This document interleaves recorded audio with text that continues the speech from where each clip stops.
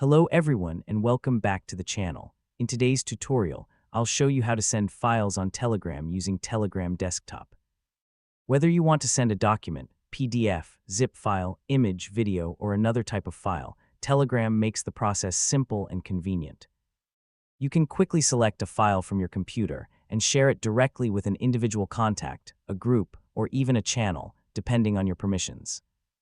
In this step-by-step guide, I'll show you exactly where to find the file attachment option, how to select a file from your computer, how to prepare it for sending, and how to send it successfully in a Telegram chat. So if you're new to Telegram Desktop or simply want to learn the proper way to share files, this tutorial will guide you through the complete process from start to finish. Let's get started.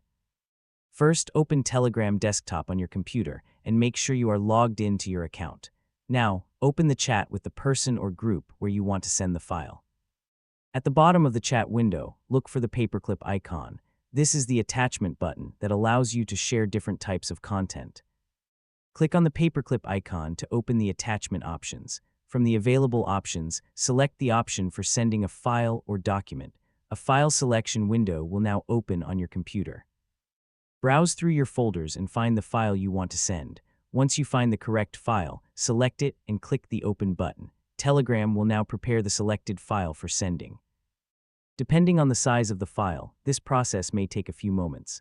Before sending the file, you may also have the option to add a caption or a short message.